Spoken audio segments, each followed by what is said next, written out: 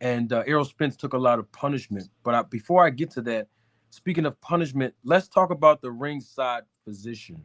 Of course, we know the audience may not know, but I can catch them up to speed a little later. But the ringside physician is licensed through the commission, and you had a conversation with the ringside physician, and it might have been, I think, before round four. I'll let you share that part. Some people may have criticized you at the fight, and I was there live, and I did mention this to you before because the fans who were there watching live at the arena did not realize why so early. Usually, um, it's not as early for ringside positions to be, referenced to by the referee. But in this particular fight, you actually consulted with the ringside physician kind of early. Can you give the audience your perspective from a referee standpoint of why did you refer to the ringside physician earlier than most fights are inquiring about the ringside physician? Sure, absolutely. And for me, it has nothing to do with how early the bout is. It's all based on the punishment that the boxer's taken. And although I knew that Spence early in the fight still had his senses about him, I was getting slightly concerned with the amount of clean punches he was taking, and that was happening from perhaps the second round on.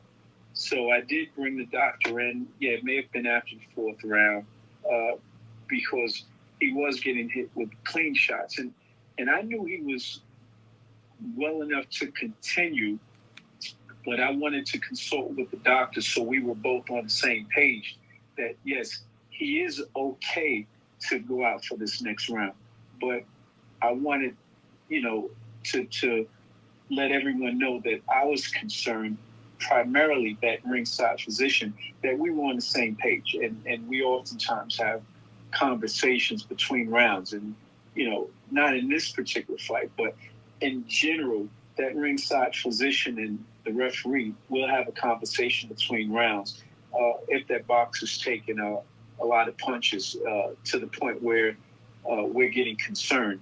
And, I was getting concerned, and I wanted to get the doctor's perspective, how he felt about it. And early on in the bout, we both agreed that at that point in time, when I called him in the first time, that Spence was okay. And as long as we knew that he was okay, we both felt okay in allowing him to continue. Okay, great perspective. Now, when you say okay, we have some fans who are part of my audience who may not clearly understand all of the language in boxing, like compared to my hardcore audience that I have here now. When you say that you and the ringside physician concluded that Errol Spence was okay in the preliminary stages of the fight after the ringside physician evaluated him, can you give us what do you mean? Can you expound on just a little bit? What does okay mean in your mind, from your perspective as a referee, and what does okay mean from the perspective of the ringside physician? Well, what it primarily means is that box is able to competently defend himself, right? So we know boxing can be a vicious and brutal sport at times, and if you're unable to competently defend yourself, then that match is obviously going to have to come to an end. So we were observing, his defensive abilities to defend himself, as well as show enough offensive acumen to show that he was fit to still compete with Terrence Crawford. So there's a defensive component that we're looking at, that he can responsibly take care of himself. And then there's the offensive component and that is that he's, competitively fighting back. Even if he's losing the fight, he's still showing that he's fighting back. So there's an offensive and a defensive component that we take in consideration when we're observing the boxers. Okay, awesome. Speaking of observing the boxer, there's a question by a woman who has been one of my day one supporters from the very beginning of my channel. Her name is Dion. She actually has a question. Dion, thank you for your contribution to the channel and your support as always. Dion said, Spence's eyes appeared very glassy and weak upon entry into the ring. Mr. Harvey, did you observe or notice any abnormalities? And if so, how do you address issues like this when you do notice a sick fighter? So the question is, did you observe or notice any abnormalities in Errol Spence? Well, not necessarily abnormalities, but I can tell you the boxers go through an extensive medical pre-fight exam with the local physicians before they're allowed to compete. So it wouldn't be my place to make a determination before the fight, because that would be overstepping my boundaries, because the physicians make sure that those boxers are competent enough to compete. So if once they're in that ring, once they've entered that ring, that means they've been given the stamp of approval from that physician from that state.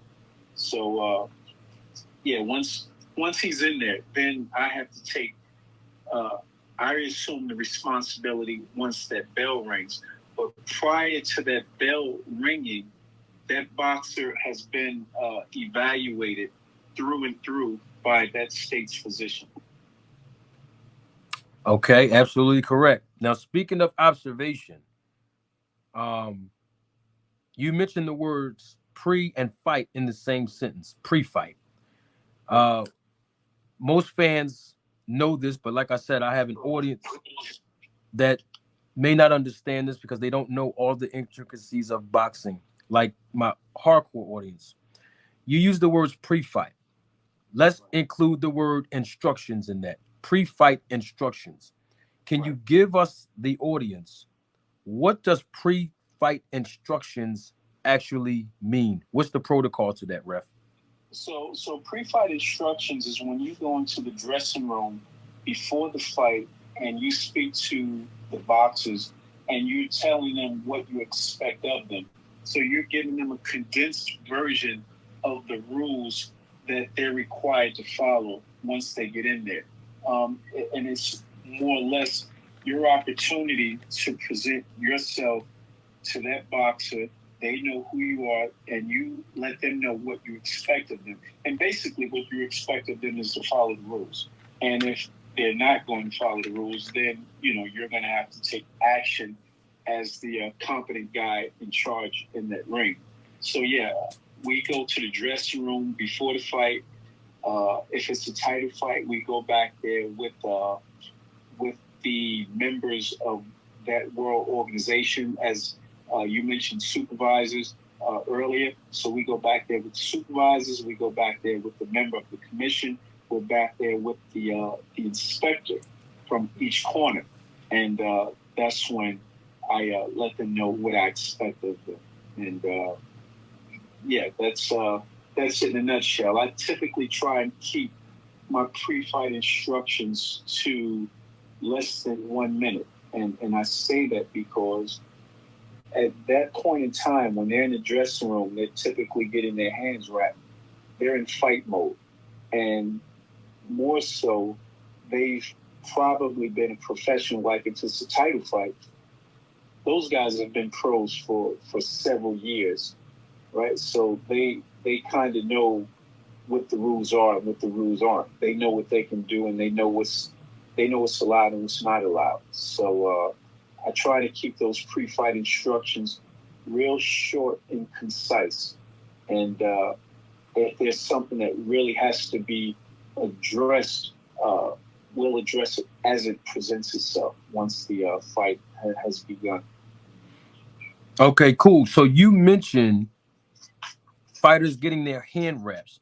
When you, as a referee, go into the dressing room to provide the pre-fight instructions to each fighter, is this prior to them getting their hand wraps or after or during them getting their hand wraps?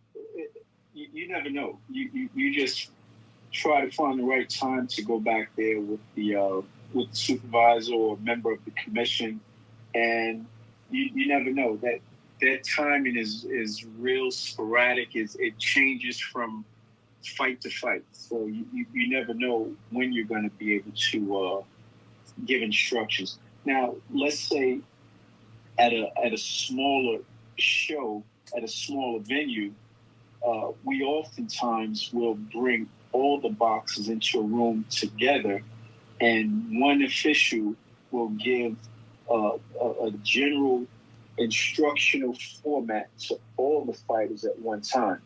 But again, if there's a title bout, you're going to speak one-on-one with that fighter and that trainer. Understood. Understood. Let me get this super chat here. I have another question about that. Um, Lifeline Music. Thank you for your support and your contribution to the channel. Lifeline Music says, salute Manager Marty. I hope Harvey Doc remains the referee for the rematch at 154 because it's going to be a different look in December. We shall see. That's all I can tell you. We shall see. Yes, sir. Now, speaking of the pre-fight instructions and being in the dressing room, and this kind of ties into what Dion was talking about as far as abnormalities. And you already mentioned that both fighters, Spence and Crawford, both passed all of the evaluations and examinations from the local medical personnel and physicians there in Nevada.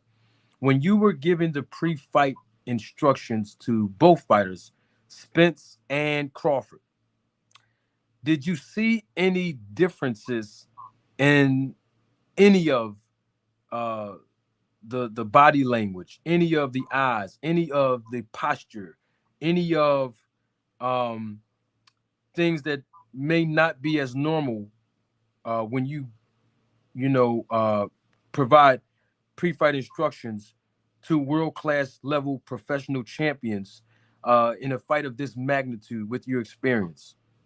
Well, not really. I mean, I try not to take too much from how they appear in the dressing room because, that could be misleading. I mean, I've seen all types of things in the dressing room, and trying to draw a conclusion from how they are before they go out to compete could be, you might get cross signals. So I try not to take anything from how they appear.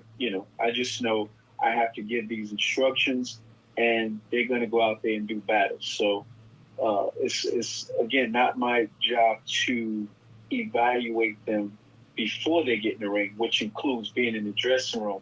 It's my job to mitigate what happens once they're in the ring.